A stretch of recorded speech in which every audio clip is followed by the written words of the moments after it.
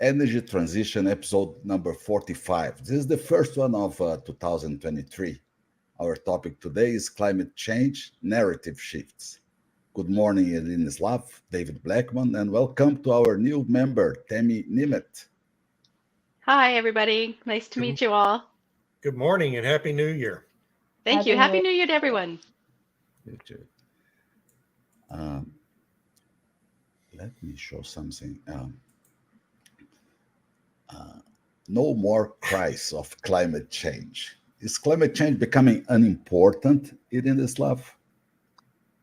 Well, no, but it has become temporarily, I assume, less important than energy security because what the media, especially in Europe, have been, celebrating is warmer than usual weather, and it has been really, really warm, unnaturally warm. And any other year, I'm just sure about it. Any other year, there would have been alarmist headlines: climate change is here. Winters are getting warm. We're getting no snow. But this winter, I only saw one such headline. It was about alpine ski resorts that don't have any snow, and this is tragic because it's a big business, and climate change is wrecking this business. David, Bloomberg mentioned that in the U.S. domestic gas rate is falling, and nobody's talking about climate change at this time. Well, yeah, other than hyping up the rain that's happening in California, where a year ago we were mired in a permanent drought because of climate change. Now, climate change is causing unusually heavy rains in what our weather people are alarmistly calling bomb cyclones, which we used to refer to as the Pineapple Express, that storms that have existed throughout recorded time and unrecorded time. And it's been warm. It's going to be warm in Texas this week. We're going to have an 80-degree high on Wednesday.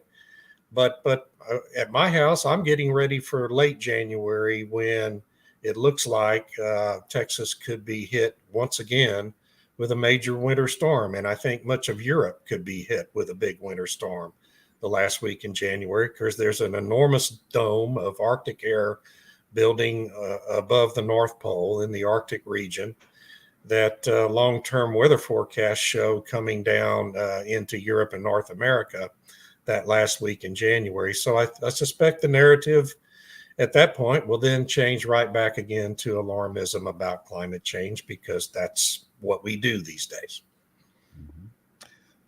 Tell me, so what's the reason in your vision that narratives are so tendency? They are unpredictable in terms of energy transition. We cannot understand the trends. Well, I think there's within the progressive movement that's behind a lot of the climate change narrative, there's a vested interest in never being able to pin it down, that it's always changing. Because if it's always changing, then it's very hard to criticize. Because, I think people, opponents of what's happening, they fixate on one thing, and then the narrative changes, and then they have to pivot right away and try to bring up more evidence for whatever they're pushing back against on the new narrative. So there's this fuzziness, and the ever shifting ground is part of the process, really, because that gives them more power to assert the changes that they want and keep people off balance. And I think that's the big thing, is keeping people and those people who would be fighting against it off balance, so that they can push ahead with the transition in the manner that the Europeans, for example, wish to move forward. Good, Irina. You see that Europe, especially in Bulgaria, is so different, the climate, from other parts of the earth. I mean, compared to United States. What's the reason, and how people are seeing this difference? Because are on the same level, no? Yeah, we have a temperate climate. throughout Europe, but of course, Northern Europe has longer winters and shorter summers, while Southern Europe, where I am, has four really, well, they used to be distinct, but because of climate change, they're no longer so distinct, these four seasons. But I don't know how people across Europe are seeing this, but I have to agree with Tammy. She really puts it very aptly that the important thing of the climate change narrative is that's why it stopped being global warming and it became climate change, because obviously we're not just seeing a warming. And even right now that we are actually seeing a natural warming, though I'm not so sure this is the first time in history that winter has been this warm. I actually really doubt it. Nobody's talking about it, not in mainstream media, not officials, government officials or EU officials. I mean, they had a great opportunity to say, see, winter is so unnaturally warm, we need more wind and solar. They're not saying this. They're saying we won the energy crisis. We will survive winter. But as David said, winter is not over. I don't know. It feels stupid to have to remind this because it's just January. And my husband, by the way, is preparing for really cold weather, even if it's not on the short-term forecast. But it's early days, and January tends to be colder than December. Yeah. So, they will probably start shouting about climate change when it gets naturally cold for this time of the year.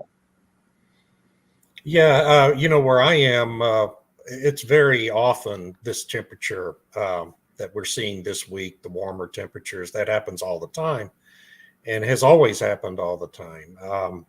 The climate is changing, I think, in various ways, and I don't think there's really any question about that.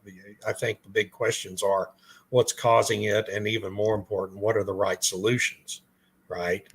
And this narrative that wind and solar are the solution, regardless of what the question is a dangerous thing, a very dangerous thing, because they're obviously not the solution to every situation. They're fine energy generating resources in certain situations, and when managed properly in an integrated grid. But our problem has been in the United States, and I think some other places in the world, that grid managers have a very difficult time properly managing and integrating them into their grids and maintaining stability at the same time.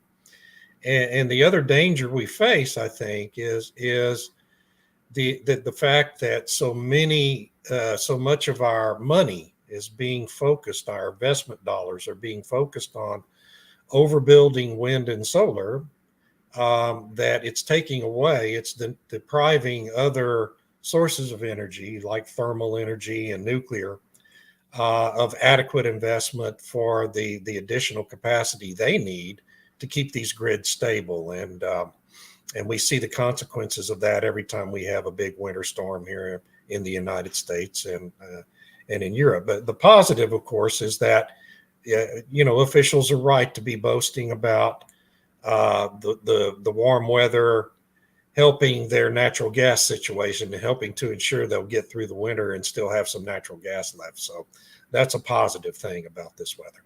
Yeah, but it's not like they made the weather warm. Right. Exactly. It just happened this way. It was pure stroke of luck. But there's something else, and Reuters' John Kemp mentioned it in a recent column, that the gas storage in Europe is not a strategic reserve. It's a seasonal reserve. You can't fill it above 100%. I mean, you can just fill it so far. And whether you will end the winter season with a lot of gas or not so much gas depends entirely on the weather. Sure, Germany is building floating LNG import terminals. That's great for Germany. We saw last month a rare reversal of usual trends with LNG gas going into storage rather than being drawn out of storage. but that's only because we got lucky with the weather. And I'm not sure how lucky we are because, a warm winter, a snowless winter is not good news for harvest next year. Yeah. Let me. Well, I just wanted to add to that.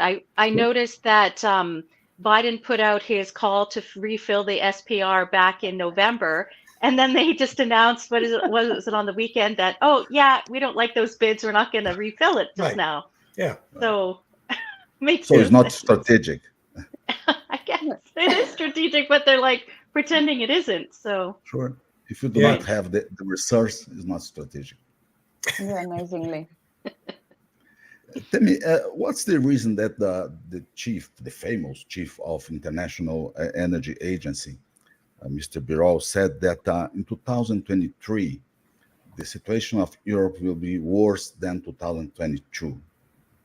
What's the reason? Is it something? Oh, there's lots of speculation about why that narrative has been going out there, right? I mean, they've been repeating this ad nauseum for the past 6 months that 2023 is going to be worse than 2022.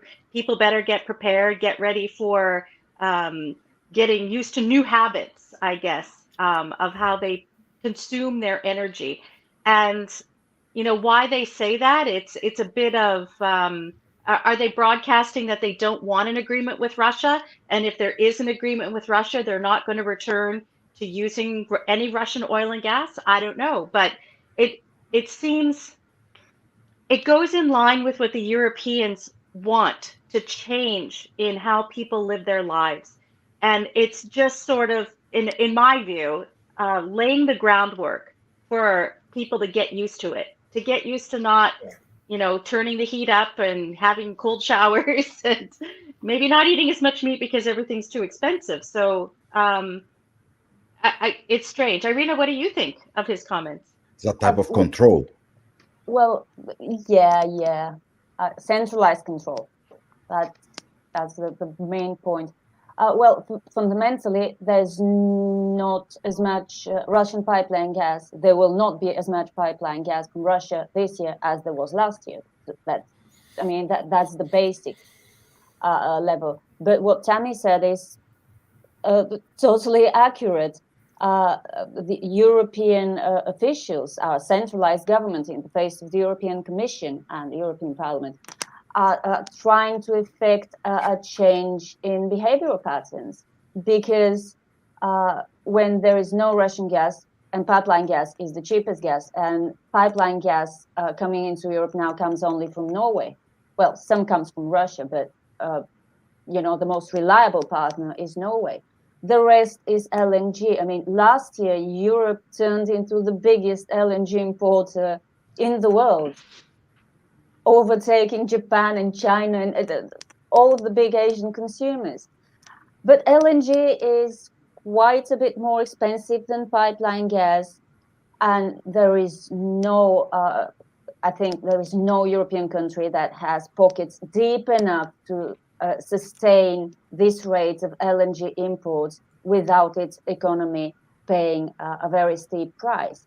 So if you are switching from dependence on a politically incorrect and unfriendly supplier to a politically correct and supposedly friendly supplier whose commodity is a lot more expensive than the first one, then you will need to train people to consume less energy, because prices are not going down. How much lower can LNG prices get, especially now that there's talk that China is reopening, and this means returning energy demand, including for LNG? You in UK and Bulgaria probably are using thermostat control at this time, thermostat limits. It's not the case of David, that's free of thermostat. We haven't gotten there yet in Texas. Yeah. The thermostat free. Great. Yeah, in Brazil it's not necessary because our climate is fantastic. That we do not have winter and summer too hot. But are you still using thermostat limits? The control are in use? I'm not. we have a fireplace and some heaters for the bedrooms. So no, we have no centralized heating system, which is great, I think. Yeah, But our central heat is like normal, a normal thermostat, just where we set one temperature for the whole house. When we lived in Germany, it was different. We had individual, you could put it on your radiator and regulate the temperature for each radiator for each room, which was very different than the UK. But yeah, in the UK we live in an old house and it has one thermostat for the whole house. yeah, in the United States, it differs from state to state. Obviously, in California, there are mandates and incentives to install the smart thermostats that enable utility companies to control them from a central location at the behest of the government, which, I think obviously the climate planners want to make those universal so that your thermostats can be controlled from a central location. They just haven't succeeded politically in forcing that on everyone everywhere. Our thermostats in our house in Texas, a lot of people have the smart thermostats. We continue to use stupid thermostats that we can only control. And I'm going to continue to avoid the smart thermostats for as long as I can, until they're mandated. And Yeah. inevitably, I think, given the voting trends here in the United States, I think inevitably we'll all have to have a smart thermostat that can be centrally controlled within the next 10 to 20 years. They've been trialing that in the UK where they'll have during this crisis, they took I think 4,000 homes or something and said we'd like to have the power to moderate your electricity when necessary.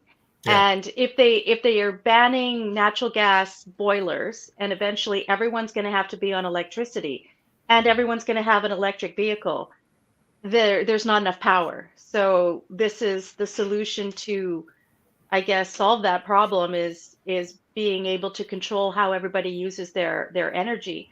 But it's just a trial right now. I think they're trying to see what the reception rate is like, how it's going to work, and then eventually roll it out, probably county by county, and Yeah. then nationally. I don't know. Yeah. Is there, Irina, a strategic plan to take control in terms of energy, to force the energy transition? You see, Well, the way you put it, it sounds like an evil plan. I don't know if it's really an evil plan whose purpose is control. But I do believe that the European Commission and the rest of the European Union institutions sincerely believe that they know best what's good for us, and they should be making more and more decisions instead of national government. This to me is obviously very concerning, not because the national government of Bulgaria or previous governments or the current one are particularly knowledgeable and expert in anything, but because this means loss of sovereignty. Yeah. And this is why I think we're seeing such a wave of nationalist parties winning elections in Europe, because people are not ready to give up their sovereignty. I agree completely with that. It's this idea that they know better. They know better how to spend your money. They know better how to run everything. It's like kind of control. Yeah. Yeah. But again, it's not I don't think it's a conspiracy because they're explaining exactly what they're planning to do. So Not a hidden idea. It's not clear. a hidden idea. It's No, clear. it's very, very open. Yeah. They do believe, I think they do believe their own propaganda. They do believe that the transition will be good for everyone and the planet, which it won't. But these people, those bureaucrats, because they are, truly believe that this is the way forward. It will be good for everyone. It will be better for everyone, or at least for most people, which again, it won't. But they're cherry picking their facts. They're Yeah. being one-sided the whole time. Highlighting the pros and totally ignoring the cons. There was this week there was a great column in the Times. Somebody had photographed it from the paper issue of the newspaper about a journalist who bought an electric vehicle, and he had. Did you read it? Yeah, that was so funny. I'm sorry, I forgot his name, but this man said that the electric car he bought 2 years ago has been nothing but trouble. Yeah. And it finally died on him in the middle of the road, and it could Wow. not be revived. And he and his family had to walk the rest of the way to their house. Luckily, they were about a mile away or a kilometer away, so they were kind of nearby. But it was really, as one Twitter user called it, it's really bad PR for electric vehicles. And electric vehicles are considered one of the, the main ways that we will decarbonize. But if this is happening to high-end electric vehicles, because it was a very high-end brand, this electric car, what happens to the lower-end vehicles? Well, But there's a group in Canada called the Cascade Institute, and one of their scholars, Angela V. Carter, wrote a paper a couple of years ago about how they need to do to the automobile industry, even electric ones, the same way that the campaign was against the tobacco industry.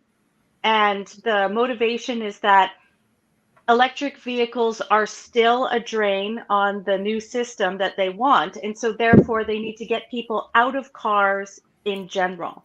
Right. So Great idea. it's pushing the Ubers, the ride sharing, transit, biking, walking, which then ties into what Oxford is doing with their 6 zones, and you can't drive only 100 days a year. So 2/3 of the time you have a vehicle, you can't use it. Right. Right. Right. Great way to discourage car ownership, by the way. Yeah. Hey, we have a question from a viewer. Substack contributor Doomberg is predicting the elimination of oil-fueled furnaces and the mandating of inefficient heat pumps. David, have you seen an indication of this? Well, I mean, I think that's certainly a known goal of the climate change folks to get rid of these oil-fueled furnaces and the use of fuel oil and power generation and home heating in general, just as they want to eliminate coal and eventually want to eliminate natural gas. And, I mean, it's just not achievable with wind and solar. I always, people think that I oppose wind and solar power, and I don't. I just think that wind and solar power are not the full solution to an energy transition, and never can be, just due to the laws of physics and thermodynamics. But they're fine in certain applications. But the thought that, and Wall Street Journal, you talk about great media stories. Wall Street Journal ran a piece a week ago about an effort in one province in Spain to force Alcoa to electrify one of their smelter plants that requires 400 megawatts of energy to run 24 hours a day. And they're trying to force them to electrify with wind only. And they're going to build this gigantic wind farms encircling a poor village named Foz in Spain. And in order to run this power plant or this smelting plant that requires 400 megawatts of energy, they have to build 2 gigawatts of wind capacity to ensure the windmills will turn often enough to generate 400 megawatts. So think of the incredible waste of resources and labor and time and land that has to be condemned to house the wind farm that represents. And these folks think they can do this all over the face of the earth. And this is a long-winded way of getting around to the point I'm trying to make, which is that wind and solar have the same resource limitations that oil and gas do. There's a limited amount of oil and gas on the face of the earth. Wind and solar require an amazing amount of critical minerals to build their turbines and also provide battery backup if they ever really get around to doing that. and there's not enough lithium and cobalt and copper and all these other critical minerals that they must have for these batteries on the face of the earth to do this globally. And so, I'm not necessarily opposed to a clean energy transition, but it's not going to be accomplished with wind and solar power only. It's going to require really what the world really needs is the breakthrough in nuclear fusion that everyone has been promising for half a century to actually take place. And then you can think about a real energy transition, but trying to do it with wind and solar is incredibly costly and wasteful, and we need to be smarter about this. And do not forget about petrochemical products. Irina Slav Yeah. wrote an article. This is the article that I loved, Irina. And she mentioned exactly the needs that we have for petrochemical products that solar and wind cannot replace Right. till this time. Right. Isn't it, Irina? Yeah, you can make plastics from electricity, sadly. Not yet. Well, And do not Can you make it forget- from hydrogen? I guess you could make it from hydrogen, right? Oh yeah, yeah, Think- they can. Do not forget that David has a Tesla electric vehicle at home. Huh? No, I can't afford a Tesla, man. I have a Volvo though. People, was the first episode of 2023. It was a pleasure for me, Tammy Nimet, coming join us. Irina Slav as always, and David Blackman. It was a pleasure for me. Thank you so Me much. too. it's a pleasure. Thank you. A pleasure. Thank you so much. Thank Have you. a great week. great week. Bye-bye. Bye. Bye bye. Bye-bye. Bye.